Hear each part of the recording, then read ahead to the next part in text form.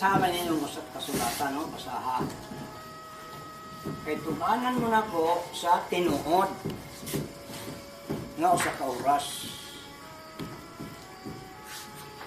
Adunay tagal sa Dios nga 70 ka tuig. Silutan dayon ani ang Babylonia. Tagal niya 70 ka tuig. Apan gipamug-an kani sa Dios. Gipamug-an kani duha ka tuig mao nga nasilutan ang Babylonia niadtong 68 na lang. 68 ng katuig gisilutan ang Babylonia didto ni Belsasar nga anak ni Nabucodonosor.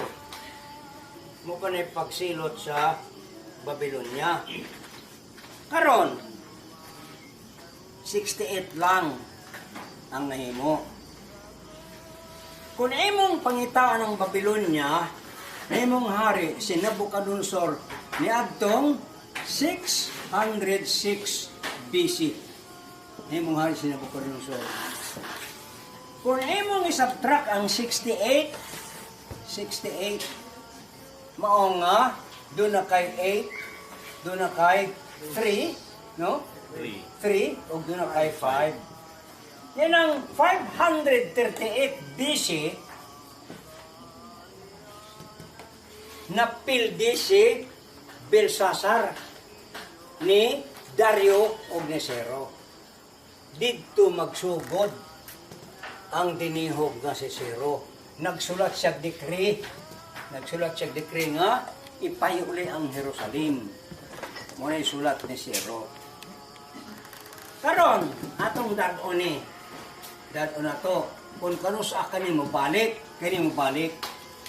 kanang 2,520 years kay man ang tinudlog banang sa Dios nga bubalik ang istorya imong isubtract ang 606 equals 4 equals 1 equals 9 equals 1 1914 nibalik si Nabucodonosor diha sa kanasod nibalik 68 years gikan ani 68 years equals 12 equals 8 equals 9 equals 1 1982 nibalik si Dario o si Sero diha lang yapon anang nasura diha kay bisan pa kung imong isubtract niini ang gikan sa 2,520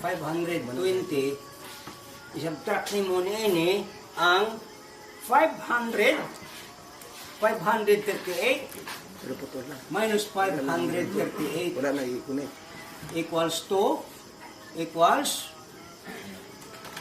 8 equals 9 equals 1 1982 gihapon pareho rag answer sa ato pa niini muyak na yung usa ka oras lang ang usa ka oras 41 ka tuig 8 ka bulan o 14 ka adlaw muna usa ka oras sa Dios dili ta magsangyaw sa angyaw anang dili tinuod kay kanang magsangyaw sa dili tinuod hanig ka na sa impierno gamay na lang ang kulang mga igsoon gamay na lang ang kulang mabot na ang gobyerno sa Dios nga mo kanang kingdom of God mabot na nangita lang ko karon sa 12 ka mga sikta nga mao ang kultahan sa ginharan sa Dios na nakaron tanawa ka na inyong sikta karon kung nahimo ba sa usa sa 12 nga anak ni Jacob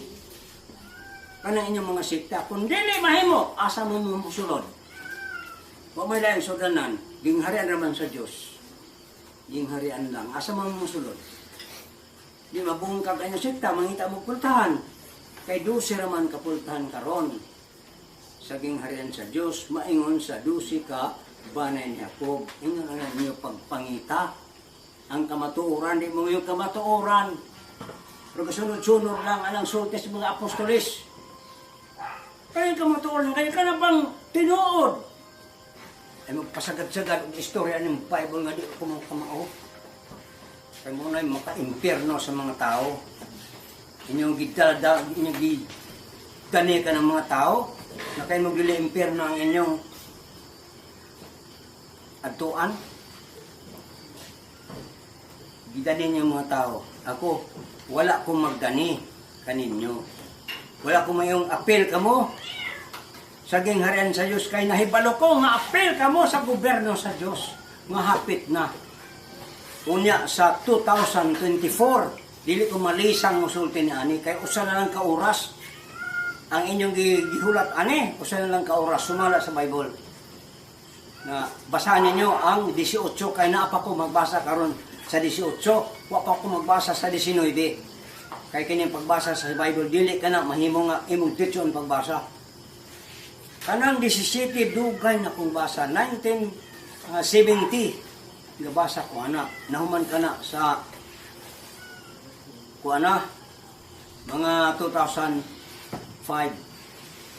Diyan na human. Unang nako karon magbasa sa 18. Nga usa na lang ka oras. Basahan ninyo. Basahan ninyo yung 18, usa ka oras. Unsa man ang usa ka oras. Unsa man na. Kung imong tanawon ang kasulatan, kung inyong basahon ang kasulatan, atong tanawon ang usa ka oras sa Diyos. Usa ka oras.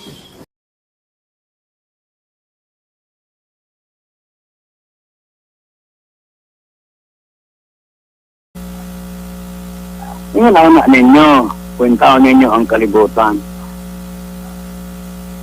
Una magdana ko nga daghan kayong mga pastor karon bugo pa sa mga matay nga bugo.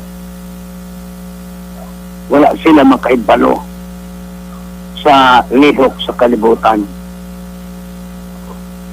Hindi siya papangita pag unang dingaran sa Diyos, kana manginong sikta ilang ipangita. Munang kanang Diyos gahulat yun og insaktong panahon. Kanang insaktong panahon 1982. Munang insaktong na panahon. Walay lahing dato sa kalibutan. Kung dato man ang Japan, karon dato ng Amerika, dili makahimo sa Pilipinas.